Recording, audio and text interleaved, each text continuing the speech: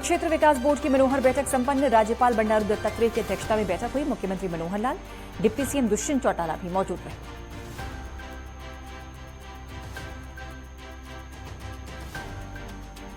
हरियाणा के कृषि मंत्री जेपी दलाल ने लोक संपर्क कष्ट निवारण समिति की बैठक की।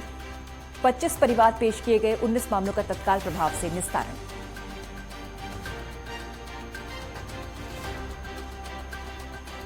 हरियाणा के मुख्यमंत्री मनोहर लाल ने महाशिवरात्रि की शुभकामनाएं दी। कहा, भोलेनाथ का समस्त जनता पर बना रहे आशीर्वाद।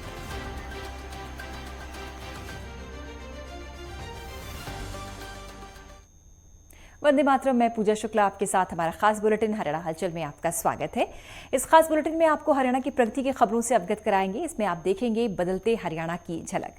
हरियाणा के मुख्यमंत्री मनोहर लाल ने पंचकुला में नई अत्याधुनिक बसों को हरी झंडी दिखाकर रवाना किया। मुख्यमंत्री मनोहर लाल ने कहा कि 1000 बसों में 75 बसों की नई खेप आज शामिल हुई है, जिससे हरियाणा के लोगों को अच्छा फायदा होगा। साथ ही मुख्यमंत्री मनोहर लाल ने कहा कि 31 मार्च तक 400 बसें बेड़े में और शामिल की जाएंगी। पंचकुला में हरियाणा की जनता को मनोहर सौगात, 75 नई बसों की सौगात दी। हरियाणा की जनता को हरी झंडी दिखाकर मुख्यमंत्री ने रवाना किया।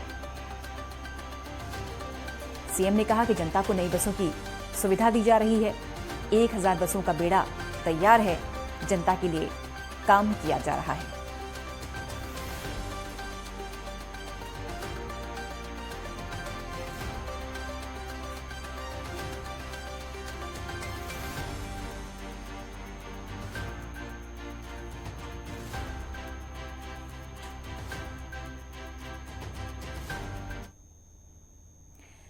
हरियाणा के राज्यपाल एवं कुरुक्षेत्र विकास बोर्ड के अध्यक्ष बंडारू दत्तात्रेय की अध्यक्षता में हरियाणा राजभवन में कुरुक्षेत्र विकास बोर्ड प्रबंधन मंडल की 81वीं बैठक आयोजित की गई। बैठक में मुख्यमंत्री मनोहर लाल, डिप्टी सीएम दुष्यंत चौटाला, सांसद नायब सिंह सैनी, विधायक सुभाष सुधा सहित कई वरिष्ठ अधिकारी मौजूद रहे। बैठक में राज्यपाल ने कहा, कुरुक्षेत्र को विश्व मानचित्र पर भव्य दृष्टि से विकसित करने के लिए बेहतर योजनाएं तैयार की जाएं, ताकि लोगों को इसके महत्व के बारे में और अधिक जानकारी मिल सके। उन्होंने कहा कि विकास बोर्ड से बहुत से गांव जुड़े हुए हैं और उन लोगों की बहुत सी अपेक्षाएं हैं।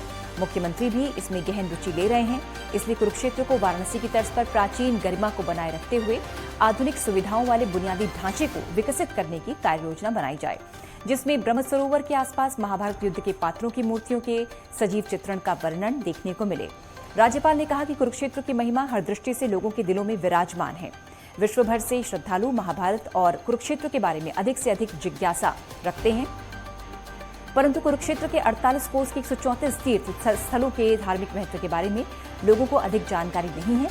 इस बारे में एक बुकलेट भी तैयार की जाए, ताकि अधिक से अधिक लोगों को जानकारी प्राप्त हो सके।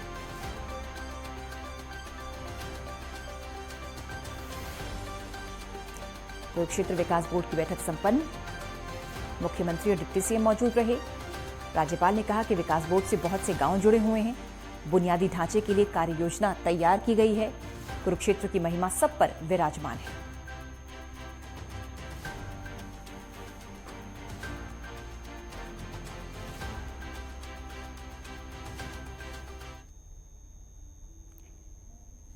हरियाणा के मुख्यमंत्री मनोहर लाल ने रोहतक स्थित महर्षि दयानंद यूनिवर्सिटी में आयोजित महर्षि दयानंद की 200वीं जयंती समारोह में बतौर मुख्य अतिथि शिरकत की।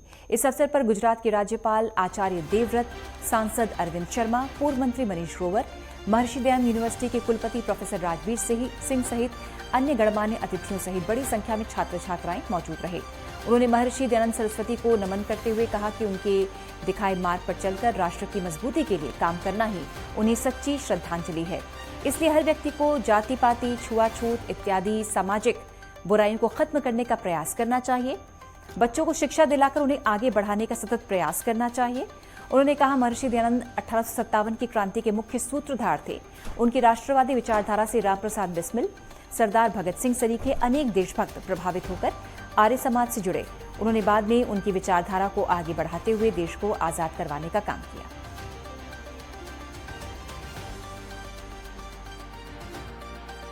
कोई संदेह नहीं कि महर्षि दयानंद जी इस देश में न होते तो हमें इतनी जल्दी आजादी नहीं मिलती। तो आजादी के एक प्रकार से मैं कह सकता हूं कि उसके सूत्रधार स्वामी दयानंद जी थे।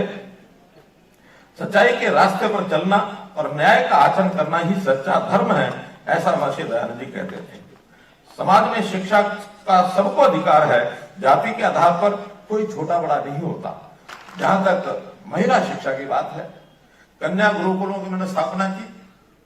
आज भी हम महिला शिक्षा के ऊपर जो हमारा आह्वान है कि हर 20 किलोमीटर के अंदर एक महिलाओं का कॉलेज ये जरूर होना चाहिए। महिला नहीं हो तो कोएड भी अगर होगा तो भी महिलाओं की समुचित पढ़ने की व्यवस्था जरूर होनी चाहिए। हमने अपने आने के बाद कुल 72 कॉलेज, नए कॉलेज खोले हैं, जिसमें 31 केवल लड़कियों के हैं।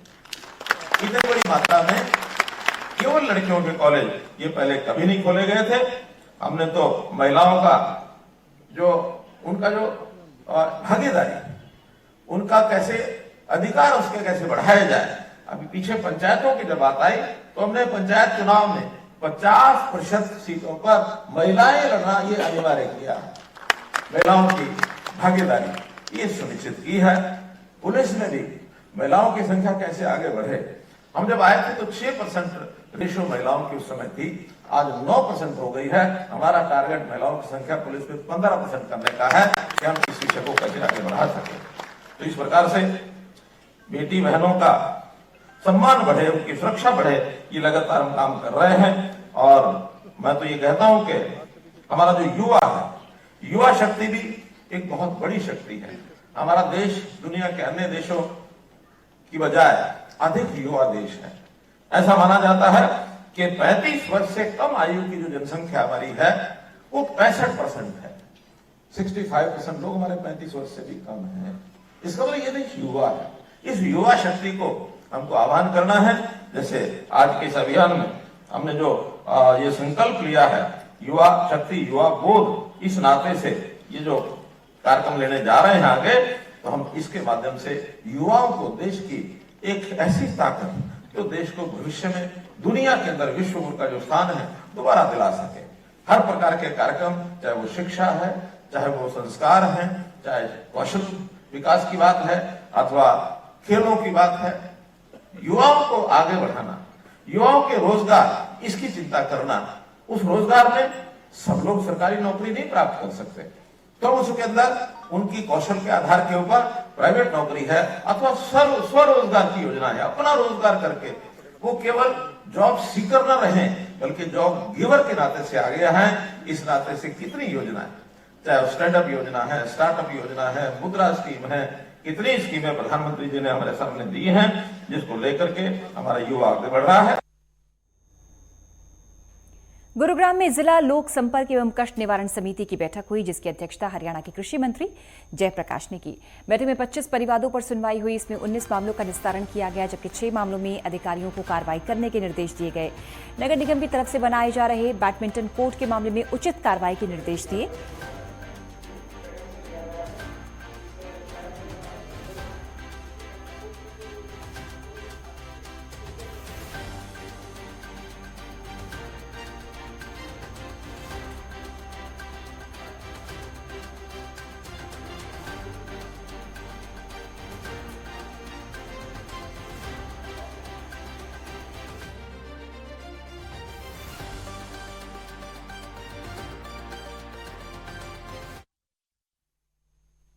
चीज कमेटी के अंदर 25 विषय थे एजेंडा में, जिनमें से हमने ज़्यादातर 19 का समाधान कर दिया है, 6 को पेंडिंग रखा, जिनमें पिछली बार की 10 पेंडिंग रिपीट हुए थे, उनमें से भी बहुत सारों का समाधान हो गया है।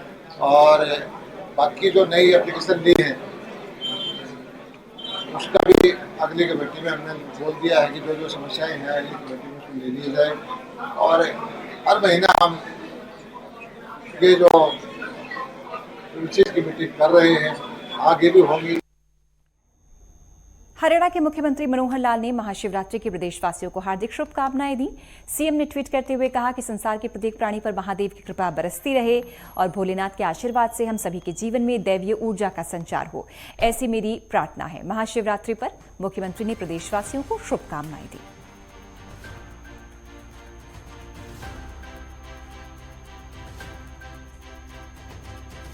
मुख्यमंत्री मनोहर लाल ने ट्वीट किया और कहा कि देवों के देव महादेव की कृपा सभी पर बनी रहे। प्रदेशवासियों को हार्दिक शुभकामनाएं दी मुख्यमंत्री मनोहर लाल ने।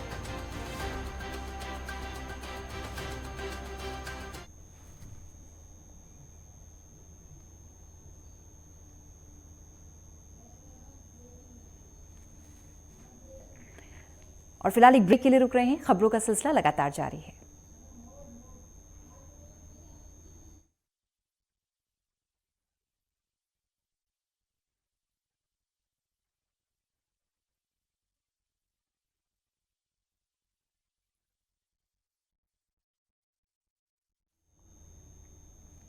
और फिलहाल एक ब्रेक के लिए रुक रहे हैं। खबरें लगातार जारी हैं।